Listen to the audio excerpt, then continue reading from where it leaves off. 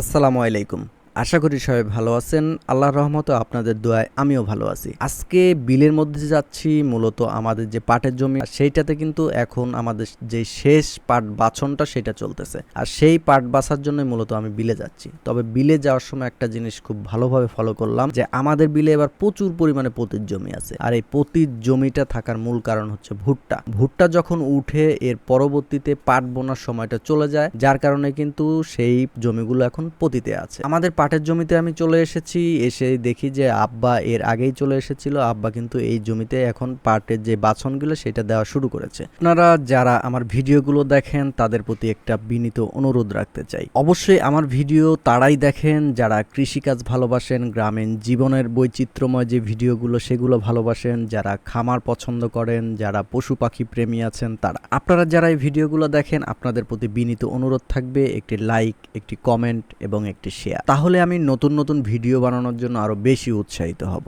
আর যারা আপনারা এখনো আমার চ্যানেলটি সাবস্ক্রাইব করেন নাই তারা অবশ্যই সাবস্ক্রাইব করে পাশে থাকবেন এবং বেল আইকনটি প্রেস করে অন করে রাখবেন, তাহলে আমার যে নতুন নতুন ভিডিও সবার আগে আপনারা পেয়ে যাবেন। আর যারা এই ভিডিওটি ফেসবুক থেকে দেখতেছেন আমার চ্যানেলটি অনুগ্রহ করে ফলো করে দিবেন। আপনাদের একটি ফলো কিন্তু আমাকে আরো বেশি বেশি ভিডিও বানানোর উৎসাহিত করবে। তাহলে এবার আজকে মূল ভিডিওতে ফেরা যাক। আমাদের এখানে মোট 18 কাঠা জমিতে আমরা এ বছরে পাট রোপণ করেছি। আরো একটা অন্য জমিতে 10 কাঠা আমরা রোপণ করেছি, তবে এইখানে আমরা 18 কাঠা রোপণ করেছি।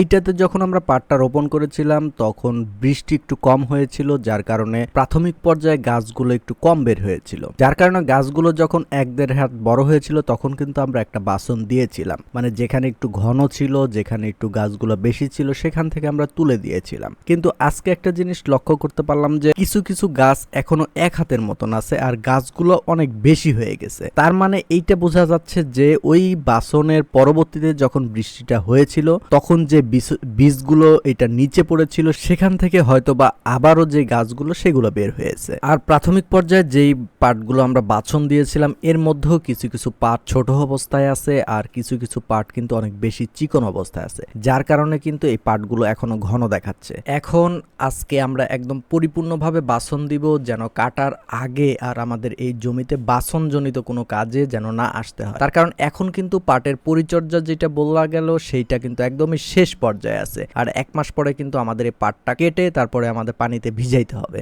এইটা কিন্তু এখন আমাদের একদম শেষ পরিচর্যা।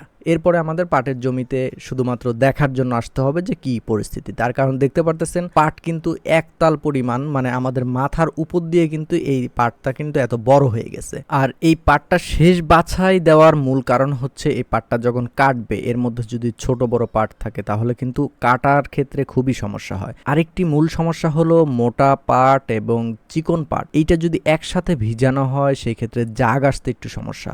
তার কারণ মোটা পাটগুলোর জাগ একটু দেরিতে আসবে এবং যে চিকন যে পাটগুলো আছে সেগুলোর জাগ কিন্তু একটু তাড়াতাড়ি চলে আসে। অনেক ক্ষেত্রে অনেক জায়গায় আমি একটা জিনিস লক্ষ্য করেছি, এই চিকন পাট এবং মোটা পাট কিন্তু তারা আলাদা আলাদাভাবে কেটে তারপরে জাগে দেয়। তো আজকের ভিডিওটা মূলত এই পর্যন্তই। দেখা হবে আবার নতুন ভিডিওতে। ততক্ষণ সবাই ভালো থাকবেন, সুস্থ থাকবেন। আল্লাহ হাফেজ, আসসালামু আলাইকুম।